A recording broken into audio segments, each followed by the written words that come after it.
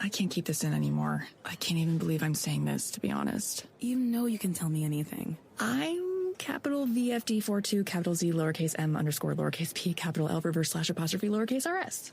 I know how you feel. Just between us, I am underscore comma dash underscore dollar sign capital G lowercase w comma forward slash dash dash reverse slash. No way. I am so glad we had this conversation. I know, me too. Turn on total privacy with end-to-end encryption.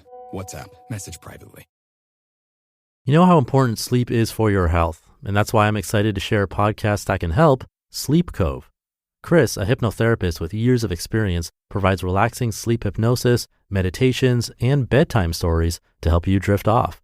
So next time you find yourself staring at the ceiling, play Sleep Cove's episodes focused on reducing anxiety or improving your confidence and experience the benefits of a good night's rest. Follow Sleep Cove on your favorite podcast platform so you can easily find it whenever you're ready to wind down and relax. This is Optimal Living Daily, episode 2796, Who is the Author of Your Desires? By Ira Israel of iraisrael.com. I'm your narrator, Justin Malik. I'm doing something a bit different this week, doing some flashback episodes so I can rest up a bit.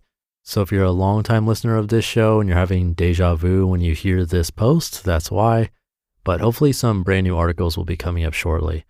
In the meantime, thank you for bearing with me. Here's another flashback post and commentary as we optimize your life. Who is the author of Your Desires? By Ira Israel of iraisrael.com. Quote, no one knows who will live in this cage in the future, or whether at the end of this tremendous development, entirely new prophets will arise, or there will be a great rebirth of old ideas and ideals, or, if neither, mechanized petrifaction embellished with a sort of convulsive self-importance. Max Weber. One benefit of civilization is that the majority of people have their basic physiological needs like food, clean water, shelter from the elements, and protection from predators satisfied. But once we're no longer running from lions and scavenging for our next meals, what do we truly desire and why?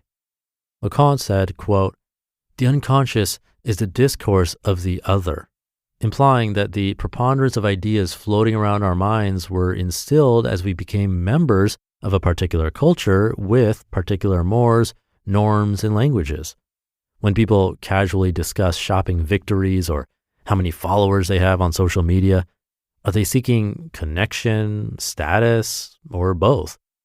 Social media abounds with smiling victors making pilgrimages to destination locations to be a part of an elite club of humans with scores of passport stamps and embossed baseball caps. Affinity grouping is how any anthropologist studying tribalism or MBA marketing student would refer to this phenomenon. For some Westerners, it appears that life is a game wherein they attempt to amass and conserve capital and receive dopamine hits when they view their bank accounts or stock portfolios online. Others appear to be seeking prestige or fame, mostly measured today by accumulating followers and likes. Lacan would say that whatever we desire, we must be lacking. But how did you learn that you were lacking prestige or capital? If you want to accumulate wealth for the sake of accumulating wealth, either through dollars or real estate or stocks or cryptocurrency, then you must be lacking security and self-worth. What happened to you when you were young that informed you that accumulating wealth would solve that problem? Were you mocked by the cool clique at school and thus now have become an influencer or self-proclaimed public figure to spite that clique decades later? Is your desire for notoriety a compensation for humiliation you suffered a long time ago? Seeing as Kim Kardashian removed all barriers to entry for being famous, legions of talent-free and skill-less Gen Zers are declaring themselves public figures 20 to 50 years prior to accomplishing anything save the feat of knowing how to take a selfie with a moderately interesting background. Could resentment and spite be fueling the onslaught of media spasming through our feeds as we collectively scroll our way to schadenfreude bliss each morning over our lattes? Quote, a living being seeks above all else to discharge its strength. Life itself is will to power. Nietzsche. Nietzsche believed that most of our actions were set in motion by a primal will to power, the desire to exert power in some manner. Even if the will to power leads to some sort of David Blaine type self-mastery or Darren Brown type genius, I've grown to believe that exerting power is a poor substitute for love. If you could only have one phrase on your tombstone, would it be, was powerful, was prestigious, was influential, was right, was crazy busy, had status, owned many homes, self-realized, or beloved? The most common regret heard from dying humans is, I should have loved more. Not many are known to have said, I should have spent more time at the office, or I should have owned more things, or I should have posted more online content. So why do people spend so many of their waking hours talking about work and consumerism and online stature? Quote, any good bureaucrat knows his true end, enlarging his own little piece of power. Philip Reeve. If we know that love is the only thing that truly matters, then why do so many people try to impress others by announcing unimpressive micro accomplishments like, I bought a dope NFT this morning, regaling them with Odysseus-like travails of freshly hunted material possessions and not so subtly signaling their net worths by mentioning the fabulous, so expensive but worth it restaurants where they dine, their big ticket purchases, travel expenditures, and zip codes. What we truly crave is human connection. Mirror neurons do not fire via text message, a public figure once wrote. One hug equals 1 million social media followers, said another. How did your subconscious come to believe that a particular handbag, automobile, or hotel experience would bring you joy? Voco in Latin means calling. Everyone has a calling, I believe, a vocation, what the universe is calling them to do during their short time on planet Earth. Many people appear to have been deluded or distracted from their callings by following our society's prescribed formula for the good life. That suburban, white picket fence utopia of the 1950s has become terribly corrupted, leaving a society of depressed and anxious people who feel they failed or are not good enough. This supposed failure is due to the fact that they are using somebody else's antiquated and absurd measure of success. So if you suffer from any of the common afflictions plaguing Westerners today, first, take a look at your level of autonomy. Did you make a Faustian pact for wealth or fame, leaving your soul unnourished, if not tarnished? Who is the author of your desires? And are these healthy desires? Or did you foreclose on your autonomy and enslave yourself to the point where you no longer even realize that the key out of your prison has been in your back pocket all along?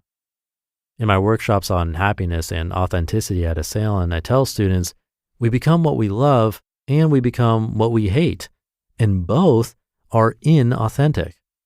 We imitate our caregivers when we are young because we are dependent upon them to keep us alive. Then, as we individuate and gain our own senses of self, we rebel against those caregivers in order to define ourselves as individuals. This inner conflict dogs many people for their entire lives, or at least until they discern their vocations and map out routes to becoming authentic and living their true purposes. For any sort of inauthenticity is a surefire route to depression and anxiety, because when you seduce someone into admiring your false self, you will later resent them for not loving your authentic self, which you probably never showed them. Nietzsche wrote, "Become who you are," which I translate into how to own your life, how to accept every second of your life and be the author of a fabulously authentic narrative that bodes well for an equally bountiful future, not a slave to what society has taught you to desire. You just listened to the post titled, Who is the Author of Your Desires? By Ira Israel of iraisrael.com. For those who love online shopping, it's time to get cash back for your efforts. And now you can with our sponsor, Rakuten. Rakuten is an online shopping platform that gives you cash back for shopping thousands of brand names, from apparel to shoes to home essentials and beyond. You're already shopping, so why not save while doing it? Membership is free, and once you sign up, all you need to do is shop, and Rakuten deposits your cash back directly into your PayPal account, or they can send you a check. Sometimes I don't know where to start when I'm shopping, but Rakuten has even helped me find the best deals, sales, and coupons. They do the work of searching for coupon codes so you save time and money. They've helped me find great deals on names like Nike, Urban Outfitters, Zappos, and more. So start all your shopping trips at Rakuten.com or get the Rakuten app to start saving today. That's Rakuten.com or get the Rakuten app to start saving today. It feels good to gift. So give your dad the One for All gift card this Father's Day and let him choose the gift he wants. With 100+ brands to choose from and 0 fees, there's no need to play the guessing game to show your appreciation. You know he'll get the gift he wants, and making his day will make your day. Gifting feels good with the One for All gift card. Available in-store and at giftcards.com. See giftcards.com for terms and conditions. Thank you to Ira. I do like those studies where they interview people pretty much on their deathbeds and ask them what they would have done differently. And the responses are, in a way, somewhat expected and something I think we deep down know to be true. And yet, we still make those same mistakes as we get old ourselves. Such a strange thing.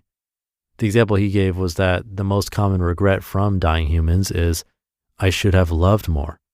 I think most people would agree that that's something good that we should all do more of. Taking care of our health, same thing. Being true to ourselves, same thing. The list goes on, and I'm not totally sure the ones I just named are common regrets, but just that I think these are all things most of us would agree we could and should take more time for, yet it usually doesn't happen as much as we'd like.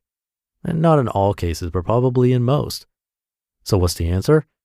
I'm speculating, but I think that it has to do with remembering every day to make an effort and then actually doing it with a strong enough why.